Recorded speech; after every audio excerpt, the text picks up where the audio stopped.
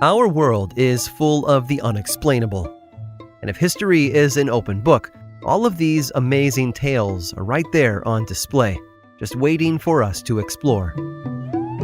Welcome to the Cabinet of Curiosities.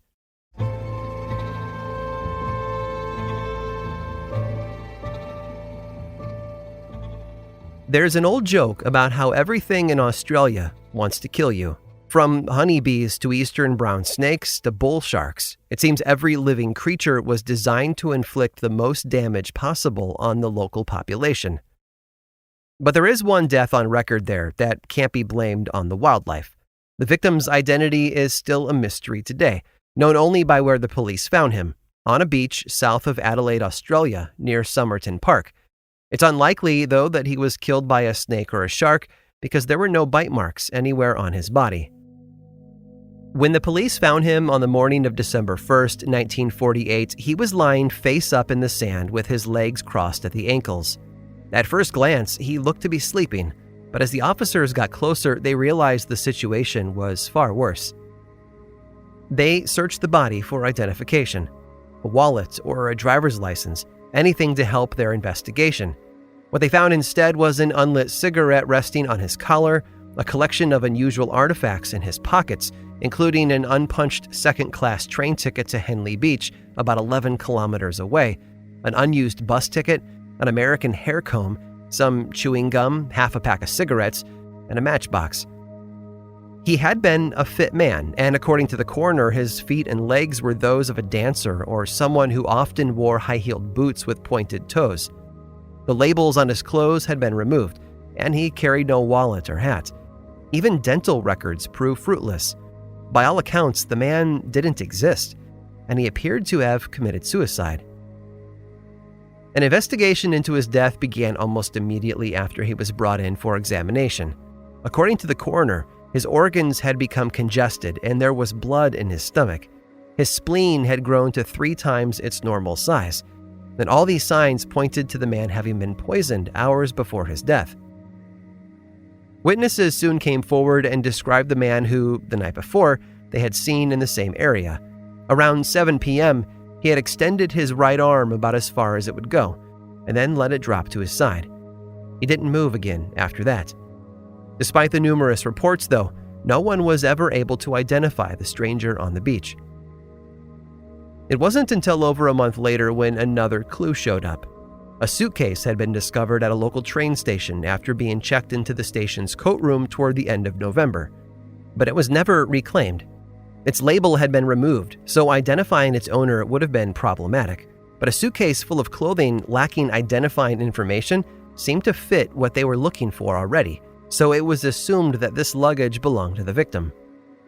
The only items in the suitcase with any kind of name on them were a tie, a laundry bag, and a vest, all of which bore the last name Keene, but no one by that name had been on any incoming trains at all.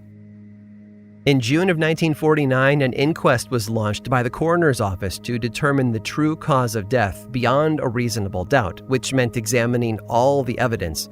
This included the man's clothing. Inside a small pocket sewn into his trousers, the police found a tiny slip of rolled-up paper with the words "Tamam Shud" written in a strange font. It had come from an English translation of a Persian poem called The Rubaiyat of Omar Khayyam. The authorities conducted a nationwide hunt for a copy, releasing a photo of the tiny rectangle of paper to the public. It didn't take long for someone to step forward. A man with a 1941 edition of the book took it to police headquarters, where he not only showed the page where the words had been cut out, but also where someone had used the book to write something down. Indentations were detected on the back cover. Someone had written down a phone number and a kind of coded message using the Rubaiyat as a flat surface. More experts were called in, hopefully trying to decrypt the message, but there was too little information to use. It seemed everything about the victim had led to this dead end: his identity, his life, and the message he'd left behind. Even after all these years, no one has been able to identify the Somerton man. The only part of the case that bears any kind of closure is that scrap of paper found in his pants pocket. We know where it came from, and we know what the phrase "Tamam Shud" means. Finished. A message that tells us absolutely nothing new about the mystery man, and yet summarizes his story perfectly. A curious end to a curious tale, however frustrating that might be.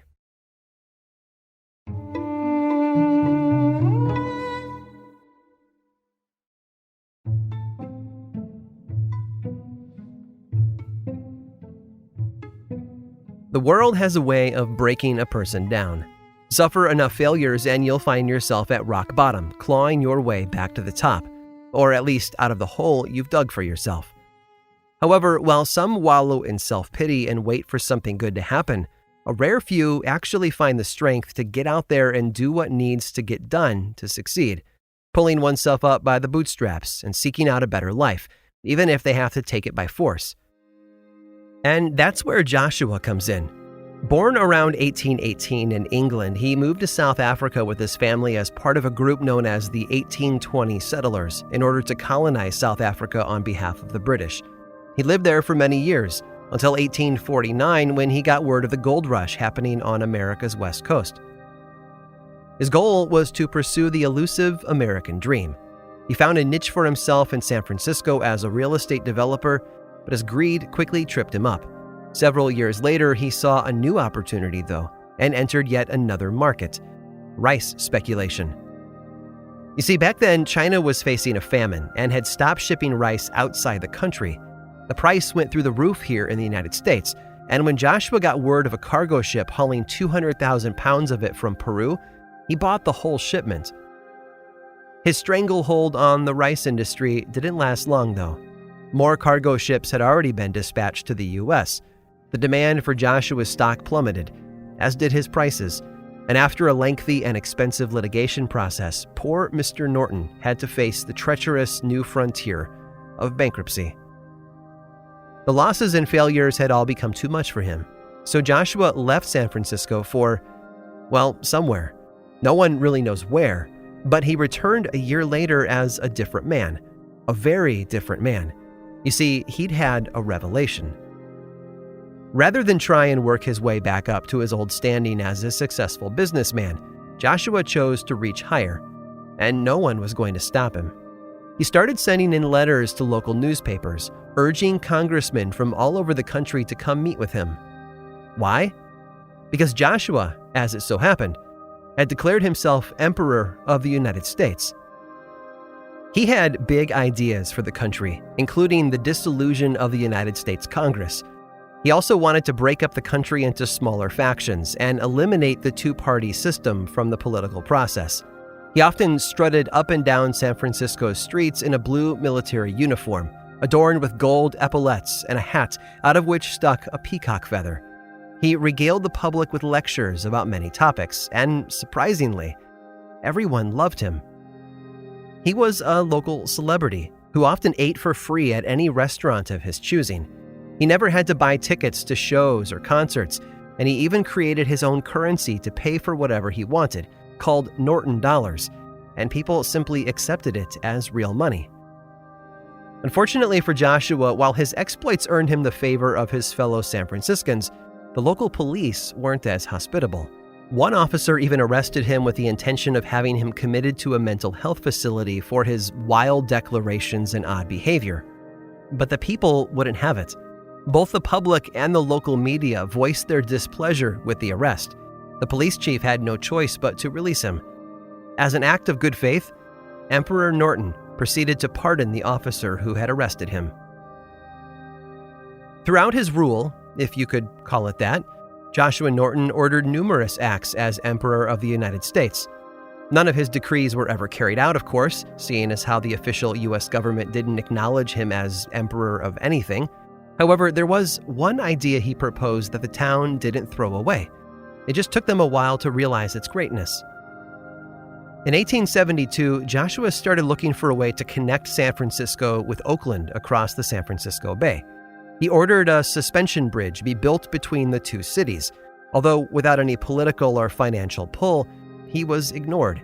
After all, it was nothing more than a pipe dream from a man with no power or authority. Emperor Norton passed away unexpectedly 8 years later at the corner of California Street and what is now Grant Avenue. He'd been on his way to deliver a speech to a group of college students.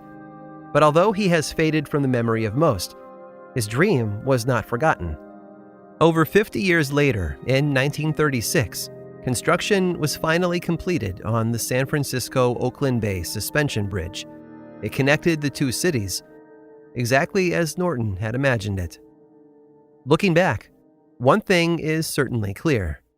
The emperor might not have had any power, but he certainly had vision. I hope you've enjoyed today's guided tour of the Cabinet of Curiosities. Subscribe for free on Apple Podcasts or learn more about the show by visiting curiositiespodcast.com. This show was created by me, Aaron Mahnke, in partnership with How Stuff Works. I make another award-winning show called Lore, which is a podcast, book series, and television show, and you can learn all about it over at theworldoflore.com. And until next time, stay curious.